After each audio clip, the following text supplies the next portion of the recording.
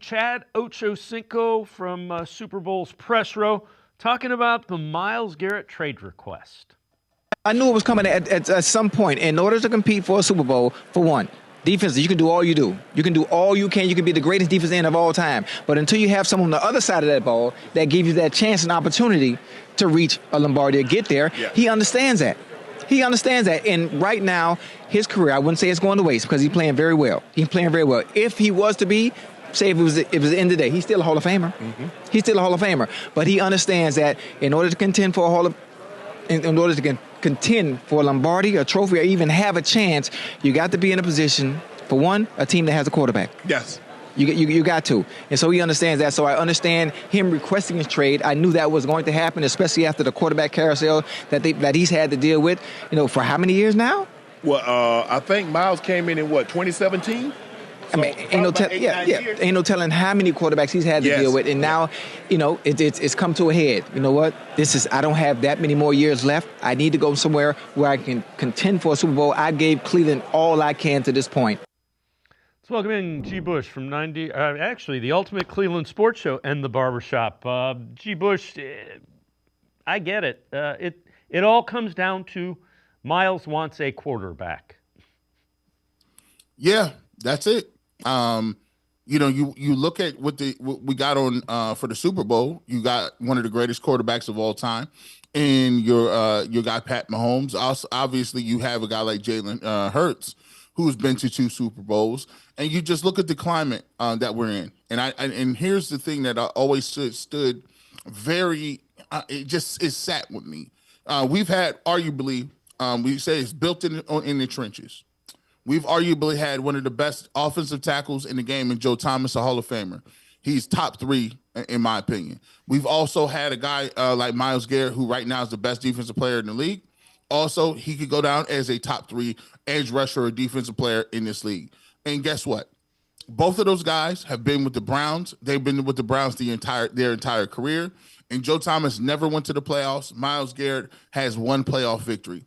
When you look at the quarterback position in the carousel, as Ochocinco puts it, he's had guys coming here, and we went 1-31 to get the Baker Mayfields, to get the draft capital, and said we've gone out and got the Deshaun Watsons, and it hasn't worked. So when he goes in and talks to Andrew Berry, and the conversation turns to, what are you guys doing for me? What are we going to do as far as this plan and getting a quarterback?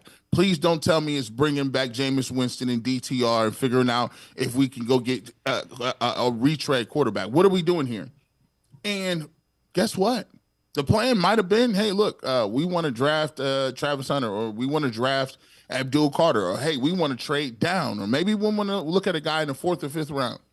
And that plan is not stomachable by a guy who has a limited amount of time and opportunity to make the most of his career. And I don't blame Myles Garrett. And as a matter of fact, as I talked about it before, and I've known this coming up on 2 years, I was reached out to by a main member, one of the top guys in Myles Garrett camp 2 years ago, 2 to 3 years ago. And they talked about, and this is the exact quote. He said, I'm not going to let Myles become Joe Thomas. And when I heard that, I knew at that point, the clock is ticking. So people would say, man, G. Bush, why are you so upset when, the Browns are winning? And I said, listen, guys, there's collateral damage when it comes to this. Because that's why right now, when Myles Garrett said he wants to move and people are saying, where did this come from? This has been something that Myles Garrett has been consistently talking to his team, to his family, and to the Cleveland Browns about for the last 2 to 3 years. That's why it was so frustrating a couple of years ago when Deshaun Watson got suspended for 11 games, because that basically put a whole, I call it a gentleman's punt. You punted on that season because you didn't have Deshaun Watson. Last year, even though they made the playoffs, and a lot of people don't get this, they made the playoffs with 5 different quarterbacks. That had a lot to do with the way the defense played in the beginning of the year and the fluky nature of the way they played and the way the games, dropped down the line. You had Joe Flacco, who had a little bit of, lightning in a bottle, and you ended up making a run and made the playoffs. But for guys like Myles Garrett, you went into a game against a team against the Houston Texans, who, by the way, have made the playoffs in the last 2 years.